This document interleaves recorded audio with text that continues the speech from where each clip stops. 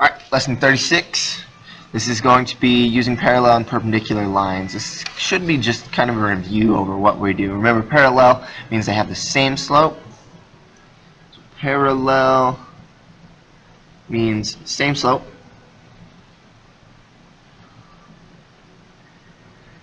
Just a reminder, they never cross. That means there's no intersection.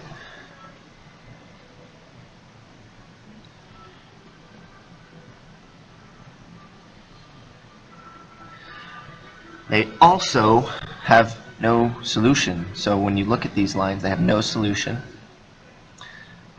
Or when you solve them, you get something that's not true. Okay? So if they're parallel, they have the same slope, they never cross, never intersect, and there's no solution for them because they literally never touch each other, they never intersect. So on perpendicular lines, remembering the definition of perpendicular, means they make a 90, but accordance to their slope, they have opposite reciprocal. So opposite reciprocal on slope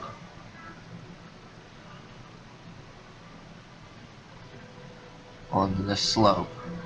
Okay, they obviously have a solution, so they do cross, and they cross at a 90 degrees, right? And then they have one solution.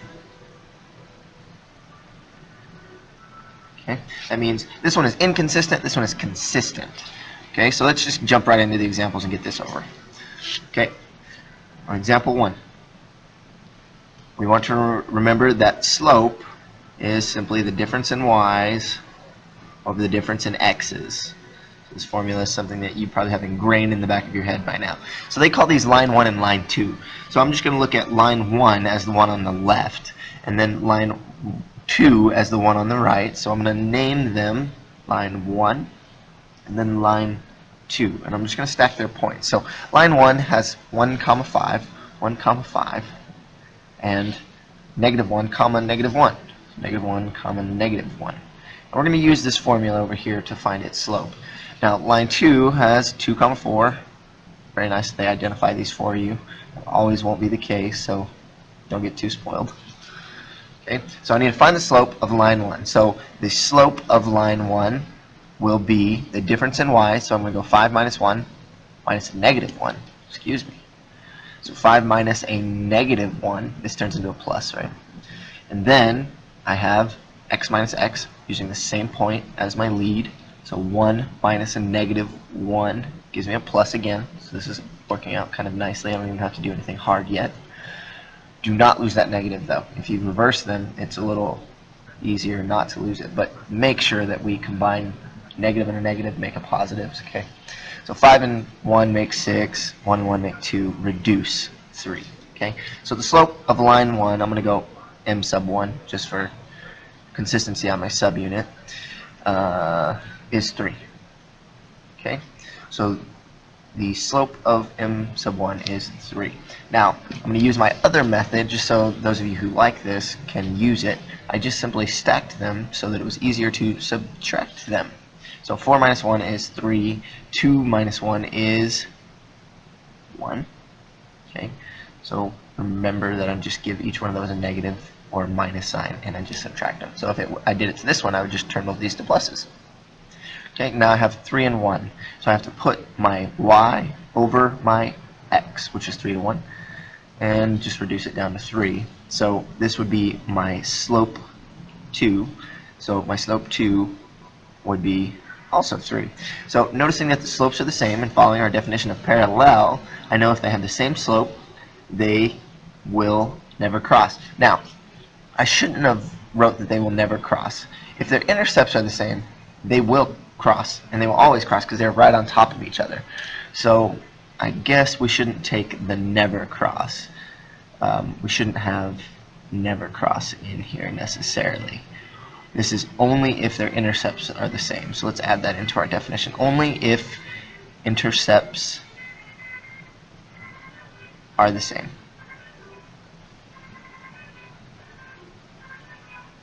Okay. So with that note made, I would look at my lines, simply say that they're the same slope, and because they're not right on top of each other, it was really easy for me to say this. they will never cross because their intercept is at 2 and the intercept is at -2. So they never cross because their intercepts are the same. Okay? Alright, so to answer the question, it just says show that they're parallel. So blam, bam, they are parallel. Good to go. We show their slopes to be the same. So on part B, it asks us a little bit different kind of a thing. It gives us two lines. It says verify that they are perpendicular. In order to do that, I need opposite reciprocals. So make this little note. If I have something like -3/2, its opposite reciprocal, okay, it's opposite reciprocal, flips it, so I get 2/3, and changes its sign. So it was negative, now it's positive. Okay, so I just do this little squiggly and then throw a negative up here because it changes it to opposite. So negative and negative make a positive. Alright, so on B, it gives us again two lines, and they label them very nicely for us. Line 1 is this one extending from here to here. So it's -1, 1, -1, -1, and then 2, 5. So that would be line 1. Line 2, again, uses 2, 2, and -2, 4. So now I have my two lines. I'm going to do the first one my way, and I'll do the second one the formal definition way. So I subtract each one of those, so I gave each one of them a subtraction. Negative and negative will be a negative. So I get -6, negative, negative, I get negative. Oh, sorry, not -6 on that one, -3. Same sign, sum. Okay, and I stack them, just like that. Negative and negative make a positive. 6 divided by 3 makes a 2. So the slope of the first one, m sub 1, is 2. Now, if these are, that's a big if, okay? If these are perpendicular, then the slope of this next one has to be, okay, if I flip it and take its opposite, remember it's 2 over 1, it would be negative, because it's positive now, 1 over 2. So if this is the perpendicular, then this slope 2 would need to be -1/2. So let's find out if it is. Here we go. I'm going to take 4 and subtract it from 2. So 4, subtract it from 2. And I'm going to take -2 and I'm going to subtract it from 2. This equals, I get 2 up top and I get -4 on bottom, which is very nice because that reduces down to -1/2. So I get -1/2. They are opposite reciprocals, so yes, indeed, they are perpendicular to each other. The lines are perpendicular to each other. Now, if they are opposite reciprocals, that means when I multiply them, they will always be equal to -1. So as a cross-check and a verification, I can take this number, -3/2, and multiply it by its opposite reciprocal, which was 2/3 positive. Okay, that positive symbol here. So when I multiplied that, I should get 1. So -1, sorry. So I get -6 over 6, which is -1. Now I can do the same kind of concept here. If I want to verify this, it's 2 multiplied by -1/2. And I will get again -2 over 2. So again, that's -1 when I reduce it. So that's just a quick verification if you want to double check your perpendicular lines. Okay. Other than that, if you know the definition really well, opposite reciprocal, then it's hard to get those ones wrong. Okay, example 2. It says writing equations of parallel and perpendicular lines. Now we have all of these methods. We have slope, intercept, point and slope, and then we have standard form, which is hard to get from the get-go. We normally have to convert to standard form. So really we only have 2, I guess. On example 2, it says write the equations of parallel and perpendicular lines. On part A, it gives us find the equation of the line parallel to y equals 3x plus 4, and that crosses through the point 2, 3. So we know our slope. What is the slope in this one? It's y equals mx plus b, so our slope is the thing in front of the x. It's just 3, so m is 3. And what form do we use when they give us a point and a slope? We use point-slope form. So here's our reminder. Y and our point minus our point equals our slope. In parentheses, we have x minus our x coordinate of our point, and then we just plug in. So here we go. Y minus 3 equals our slope of 3, open parentheses, x minus 2. And I would be done if they said just leave it in point-slope form. But for the sake of consistency and the way they draw the other line, I'm going to go ahead and convert that to y equals mx plus b slope-intercept form. So here we go. Distribute out our 3x minus 6. I didn't do anything on this side just yet, so I just distributed out this 3. Now, I need to move that 3 on this side to the right so that my y is by itself. So these cancel. Y equals 3x because nothing happened to it. And negative and a positive is different sign, different. So I take the sign of the one furthest from 0, and the difference between 6 and 3 is 3. So there's the equation of my line, and it compares to this one because they should have the exact same slope. Okay, and they do. So I am done there. Now, they'll normally ask this as a two-part thing. They'll say, find a line perpendicular to and goes through this point, and then they'll say, find a line that is parallel to and goes through this point. So if you get parallel first, chances are you're going to see perpendicular next. So here it says, find the equation of the line that passes through the point -1, 3. That's a point. And it's perpendicular, excuse me, perpendicular to the line y equals negative 0.5 x minus 1. Now, I get a lot of people that get confused by this, so please be careful when we do the reciprocal of a decimal. To do the opposite of a decimal, we probably should put it in a fraction form. So when we do that, turn your calculator on. Okay, if you don't already have one, pause the video and go get one. Go get your calculator, type in. I don't care if you put in the negative or not. You should know by now that if it's negative, it stays negative. Okay, so we have negative 0.5, and I want to convert that to a fraction. So if I want to just convert it to a fraction, I press enter, press math fraction, and it'll take your last answer and convert it to a fraction. You can do that up there as well.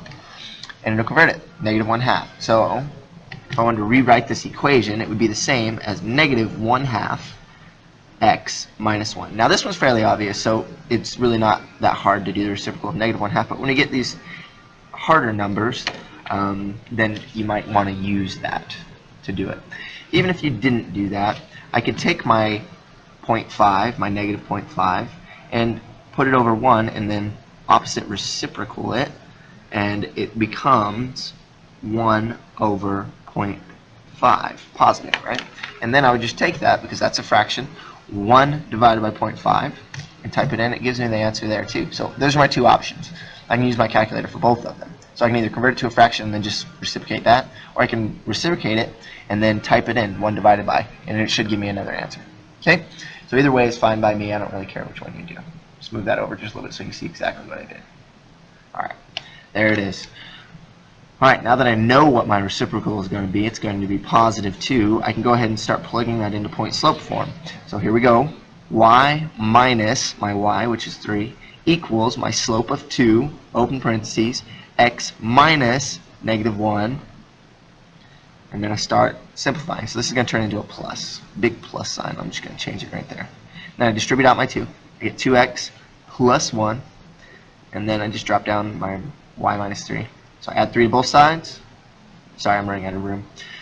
Y then will equal, I drop down my 2x because I didn't do nothing to it, and I have 3 and 1, which make 4, positive. So my final equation is y equals 2x plus 4. And I'm done. I verify that my slopes are opposite reciprocals, so -1/2 and +2, they are. And I can do that by going, you want to do it in your calculator, 2 multiplied by I'm going to put it in parentheses, -1/2, and there we go, -1 is my answer. Here we go. I am completely done with this problem after I do my verification, so I'm just going to write that down so that you have it in your notes. And I'm good with that problem. Okay. Example 3 will give us hopefully a quick way to look at these kind of problems and easily determine whether or not they are perpendicular, parallel, or neither, I guess. So they give us two equations, and then it says determine if they're parallel or perpendicular. So 5x plus 3y equals 27. And then the secondary equation is 15x plus 9y equals -72. Now there's two ways to do this. I can either put them in both in y equals mx plus b form, which is of course an option, or I can try to see if I could simplify this one to match this one. Because if I can simplify this one to match this one, woohoo, life is easy. if I can simplify this one to match that one, then slope is the same. And I would divide this one by 3. If I divided everything in this by 3, I would get, I'm going to do 72 divided by 3 real quick because I don't know that one off the top of my head. 24. I get negative 24. I divide that one by 3, I get 3y. I divide this one by 3, and I get 5x. So I get 5x plus 3y. Look, 5x plus 3y. So I already know that they're going to be parallel. They have different intercepts because their backsides are different. So I could do that. That's an option. That's a fast, quick way to do it. If not, of course we have the option to put them into y equals mx plus b. So I'm going to show you guys that just so we get practice of putting them into y equals mx plus b, because it makes our life using a calculator a lot easier if we do that. So I need to get rid of the x. So I subtract 5x. Both sides. Now that one's gone. And then I have 3y left over. So when I have my 3y, 27 minus 5x, I just divide by 3. But what's important here is that I don't deal with it like it's not being distributed. That 3 gets distributed to each piece of this. So y then equals 9 minus 5/3 x. So there's my equation, y minus 5/3 x. And if I needed to reorder this so it's in y equals mx plus b form exactly, I could just move my negative 5/3 to the front and put my 9 in the back. Do not misplace your negative, and don't mistake this as a negative. Okay. Next one, I do the same concept. I would subtract 15x from both sides. I'm left with 9y equaling negative 72 minus 15x. And again, divide each piece. That 9 goes to each piece of that because it's being distributed to it. It goes to both sides, but this side means the 9 distributed. So y equals 72 divided by 9, I believe, is negative 8. And then I have a negative 15/9 x. So I'm going to go ahead and reorder this and reduce this at the same time. I need to reduce this by 3. So when I reduce it by 3, I get 5/3, negative 5/3 to be exact. 5/3 x. Okay, and then my negative 8, I can just shift it to the back. Okay, so now I have them both in slope-intercept form. I notice that my slopes are exactly the same. My intercepts are different, so they never cross. Okay, if I was to draw these lines, they would be something to the, whoa, that was a bad one. They'd be something to the effect of this. They're both negative slopes, and they're traveling side by side because their intercepts are different. One's way high and the other one's way low. Okay, so I can see that the lines are parallel and they never crossed. Okay, so that's a good way to go from one to the other. Now, if we look at part B of example 3, we say the points A, B, and C are collinear, and the points D, E, F are also collinear, meaning they're on the same line. So I have A, B, C on one line and D, E, F on the other line. They put them all in one chart, so it's important that you read before you start doing stuff.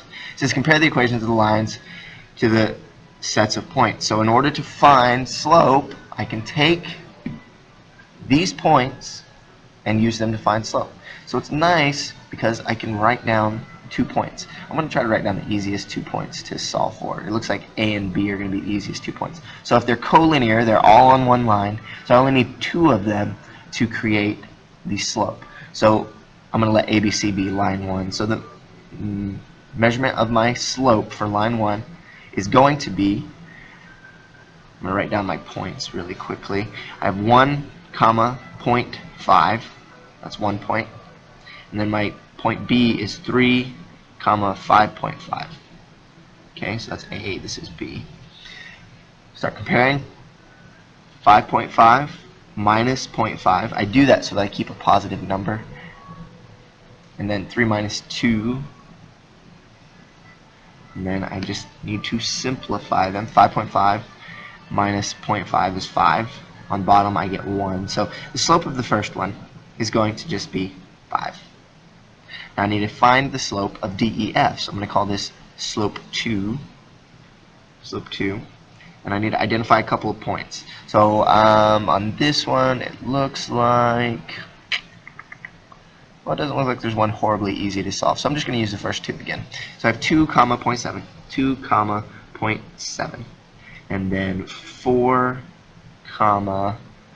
negative 0.1. So here, I'm going to go ahead and use the way that I do so that those who like doing that can do that. So it's 2 minus 4 and 0.7 minus a negative 1, which turns to a plus. So I'm just going to go straight down with these. Here we go. 0.7 and positive 1 make a positive 0.8. 2 minus 4 make a negative 2. I put them over top of each other and simplify. So again, we can use our calculator for this. We get 0.8 over negative 2, so 0.8 divided by negative 2. Press enter. It gives it to me in a decimal form, but the other one wasn't in decimal form, so I'm going to convert it to a fraction. Press math, fraction, enter, negative 2/5. So this equals negative 2/5. Negative 2/5. Now I need to do something with these slopes. I need to look at them, compare them, and see if it is the same. Did I do that one wrong? I sure did. On the top one, I wrote down the wrong dadgum number. So there we go. Here's the problem. I was wondering why we didn't get anything that was useful. This is 3 minus 1, which makes it 2, so this slope is actually 5/2. I'm sure some of you already caught that in the video and probably screaming at me silently through your headphones. So, sorry about that. We have 5/2 and 2/5. Notice those are reciprocals. Notice this one's positive, that one's negative. So they're opposite reciprocals. So what do we know about their slopes? They're perpendicular. Okay? So when I'm finishing my analysis of this, I would say that the slope of the first point and the slope of the second point are perpendicular because they're opposite reciprocals, or I could verify that they're perpendicular by multiplying their slopes together and seeing if we get a negative 1. So straight across I get a negative 10 and a 10, which is a negative 1. And it does, it works. Because the products of the slope are negative 1, they are perpendicular. Okay? So whichever way you want to verify it, you can write that as your reasoning. But your reasoning needs to be either their opposite reciprocals, or when you multiply their slopes, you get a negative 1. I don't care which you do, but do one. Okay, example 4. Finding the equations of horizontal and vertical lines. So I'm just going to remind you. Okay? It says on part A, it says find the equations of the line perpendicular to the graph of y equals 2. So what is the slope of this? The slope of this is 0. So that'd be 0 over 1 for the sake of any other number making any sense.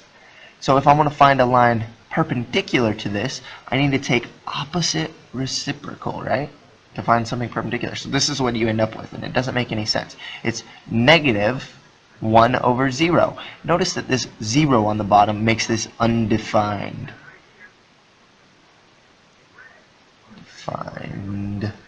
Okay, but I rise 1, this is rise over run, right? I rise 1 and I run nothing. So I'm just continually rising, but this makes an undefined slope. So if I have something that's graphed horizontally, okay, this is graphed horizontally, then the thing perpendicular to it will definitely be something graphed vertically. So here we go, 1, 2, this is the graph of y equals 2. Okay, it's a horizontal graph. It's everywhere y equals 2. A line perpendicular to it will be a vertical line, so it'll be x equals something. So what they told us is that it passes through the point 4 and negative 1. So it's a vertical line that will pass through the point 4, negative 1. So what does x equal? 4. So let's graph the equation of that one. 1, 2, 3, 4. And then it's just a vertical line. Blam. There it is. Okay? So what is the equation that is perpendicular to y equals 2 and goes through the point 4, negative 1? It's x equals 4. Okay?